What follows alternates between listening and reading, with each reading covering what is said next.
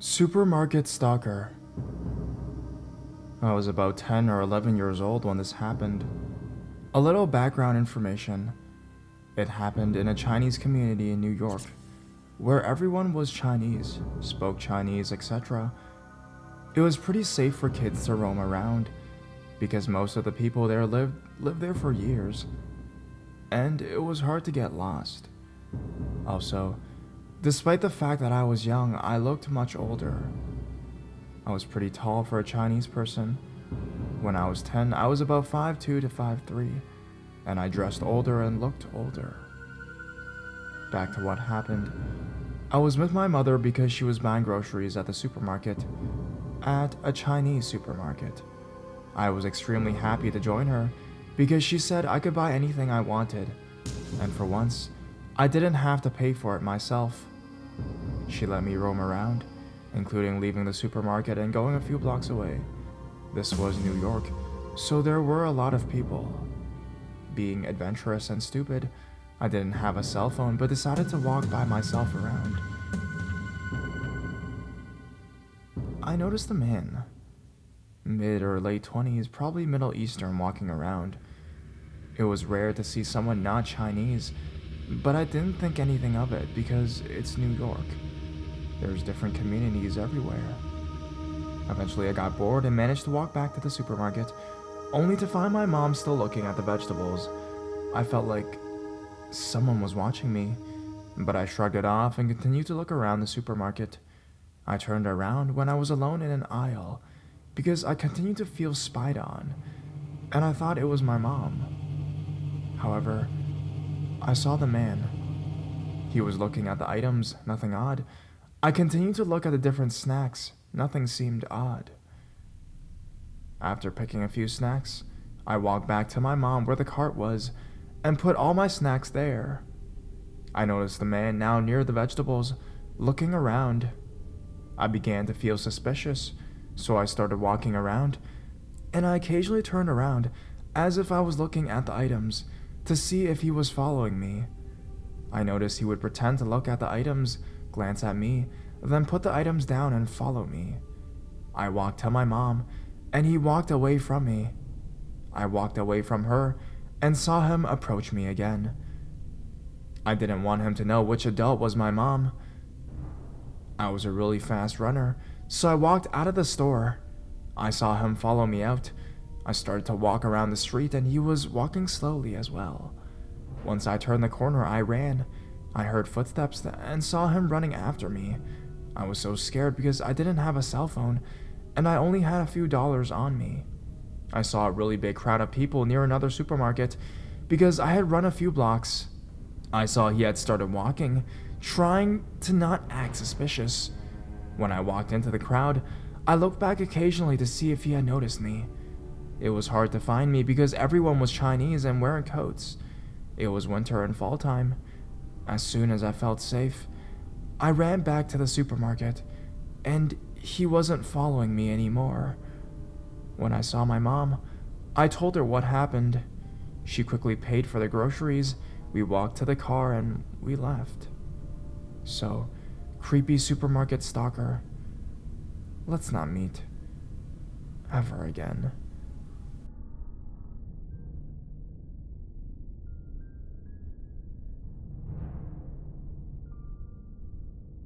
Supermarket close call?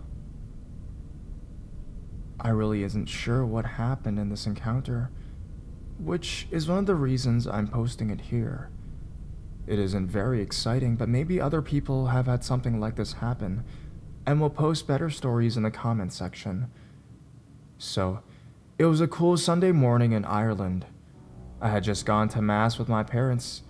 This was recently. I was about 18 years old, and I was so hungover I felt like my brain was leaking into my shoes. I was reacting very slowly and sleepily to everything around me, and my limbs felt like jelly. We have to pick up a few groceries for the week though, so after mass we drive to the supermarket. Even though normally I am stone mad for the supermarkets, this time I could not deal with the lights and people and walking, so I stayed in the car and off my parents went. Since I'm 18, and I wasn't going to wander off or anything, They didn't feel the need to lock the car. 10 minutes pass, I'm off in daydream land when slam, someone gets in the driver's seat. I was sitting directly behind the driver's seat, so I didn't really notice at first that the guy in a confined steel vehicle with me was not my father. However, my hungover brain slowly cops on and I see that it's a youngish guy, short blonde spiky hair and sunglasses. He's fumbling around a bit, and suddenly I realize that he has no idea I'm there.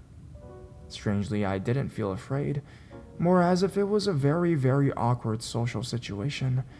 How do you tell someone they got into the wrong car? I kinda coughed and he didn't hear me, so I ran a hand down my face and, in a still a little bit drunken way, said, Hey, sorry, I don't think this is your car." He spun around, I assume with wide eyes, but they were hidden under his sunglasses. This is when I realized that he could actually be trying to steal the car, and I am kind of a witness to the crime.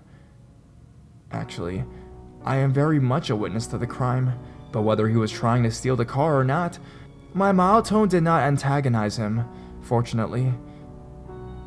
"Oh, right," he replies. "Sorry about that. You know, I'm still pretty drunk from last night." "Yeah, goodbye now," I say, getting a bit more freaked, as he hops out of the car. He goes off on his merry way, and I lock the car again.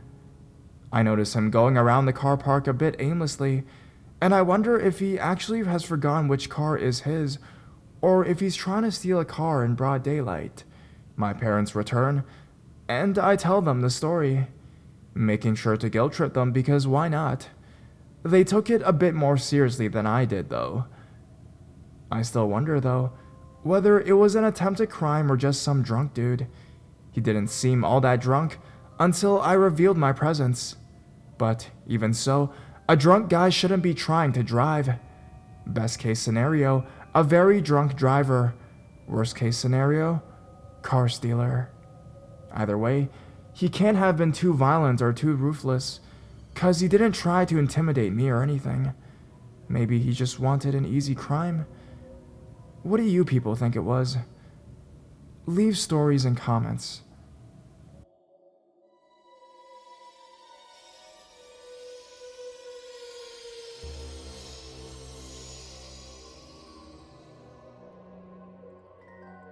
Supermarket stalker, and then some.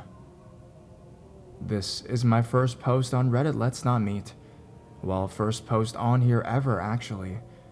I've been reading people's creepy encounters on here for a while, and thought it was perhaps about time that I share my own encounter. For context, I was 16 years old at the time, and also very short and skinny. The least threatening person you could imagine.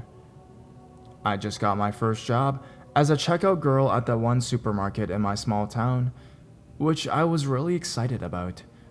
Also, I lived in England. When I finished my first year at college, I found myself agreeing to every overtime shift that I could possibly do. To be precise, I ended up working the either 4 to 8 p.m., 5 to 9 p.m., or 6 to 10 p.m. every weekday. Sure, I had regular customers, but there was one man who I eventually noticed was coming in every single day at the same time, sometimes more than once. He was an Indian man, about 30 years old, had a receding hairline, and absolutely always wore horribly patterned shirts with socks and sandals. He always wore shirts that looked out of place. His collection of Hawaiian shirts were very ugly indeed. No matter how long my queue of customers was, he'd make sure to join it. If there was 3 people in the queue doing their big weekly shop, he would join in on at the end, despite always having a basket with never less than 4 items in it. I never thought of it the first few times. I would always make idle chit-chat because that's part of the job, really. He seemed to really like talking to me, but then again, some elderly people come in and just talk, so I dismissed that. I realized something was up when he began asking me every day what time I finished that night. I would always tell him that I finished at 11:30 at night, by which time the supermarket was shut, just because I usually fear the worst. My fears were confirmed a month and a half later when he came to my till as usual, seeming to be annoyed. He started shouting, "I've been waiting outside for you at 11:15 every night for the last week. I didn't see you. Not once. I checked both exits. You lied to me." Creep alert much? I hate to say this, but I was scared, so I apologized and mumbled something about being allowed to leave early all of the days, which he must have waited. I hate upsetting people, no matter how creepy or weird. I've learned my lesson now. On another occasion, he asked for my number, to which I told him I didn't have one. He seemed frustrated and replied, "Come on! You must have some way I can contact you. What about a landline?" To which I ever so sneakily gave him the supermarket I work for's number. Absolutely genius, right?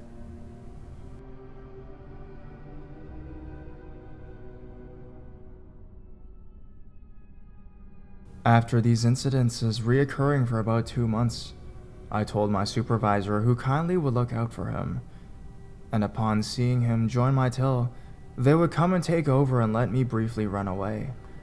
I didn't want to tell anyone at first because I was new to the job and was reluctant to cause a scene. One of the supervisors told me he handed in a bunch of flowers for me at the customer service desk on a few occasions. Another one of my supervisors informed me that he would often come in on the rare occasions that I wasn't working, look around for me, and perhaps ask someone if I was working. And when he would hear that I wasn't working, he would leave without buying anything. Sometimes I'd see him in the supermarket after that, but he could never talk to me because I would run and hide somewhere in the supermarket. I stopped doing so much overtime shortly after anyways, as I returned to college after the summer to study a new course. It didn't all end there though. There's only one way to walk into town from my house, which I frequent a lot. There also used to be a small shop I'd walk past on the way, which seemed to sell bags, suitcases, and phone cases that were all generally rather tacky and ugly. I never been in the shop, just seen the window displays. This is important later. I'd always walk home with headphones in, which I now understand is a big mistake. One day I was shuffling home from a day at college, on a rare hot day in England with no headphones in. I could hear someone walking behind me, but out of not wanting to look rude, I held my phone up in front of me, like a mirror, to see who was behind me. So sneaky once again. Anyways, it was my old friend from the checkout staring straight at me. He didn't know that I knew he was behind me though. Despite being 5 minutes from my house, I didn't want to run home and have him know where I lived. Instead, I thought the best idea would be to walk quickly and hide. So that's what I did. I sped up my pace, and once I got round the corner, where he was a few meters behind, I quite literally darted into a bush. Peering out of it, I saw him as he turned the corner. He looked around, slightly confused, and then I heard him shout to someone I couldn't see. "Where is she? Where did she go?" To a man with a similar accent and similarly broken English replied that he didn't know. I hid here for until they walked back past in the direction they came from, and then I ran home. I never once told my parents that any of this was happening. So naive. A week later, I was packing my suitcase for my family holiday, which was a fortnight away, when I broke the zip to my suitcase. My dad said he'd come to the shitty bag, suitcase, phone case shop with me to get a new suitcase, because it was close to our house. Upon entering, I saw my old friend once again. It was his shop. I tried to remain calm, as my parents didn't know about him, and also largely because I was a wimp and somehow had convinced myself it was all just a misunderstanding. I avoided further eye contact, pointed out a suitcase to my dad, and told him I was going to wait outside because I was hot. I was shaking with nerves. Everything made a lot more sense now. He'd know when I was working because in order to get to work, I'd have to walk past his fucking shop. And that was how he'd follow me home that time too. I reckon he'd follow me more than once though because, like I said, that was the one time I forgot my headphones.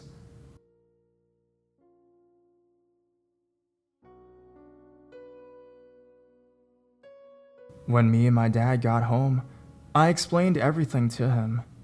My dad's pretty scary. He's an ex-football thug who changed his ways when he met my mom.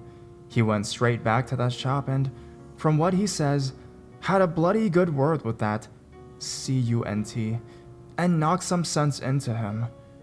Whenever I had to go to town for the next week, I'd get a lift off one of my parents or my brother. Then, when we returned from our 3-week holiday, the shop and the flat above it was boarded up.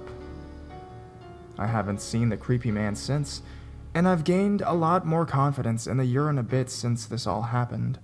I can't believe he was so close by the whole time, likewise, I can't believe I was so stupid to walk around, obviously with headphones in the midst of all of this, and I also not regret telling anyone sooner. I can't believe I just passed it off all because I didn't want to cause a scene. The police never got involved, most likely because my stalker was highly unlikely to report that he'd been beaten up by my dad for stalking me for around 7 months. Sorry for making it so long. I just finally wanted to tell the story properly. I'm also sorry if I did anything wrong. I am new to all of this. Any questions, then feel free to comment and I'll get back to you. Thank you for reading. It really does mean a lot.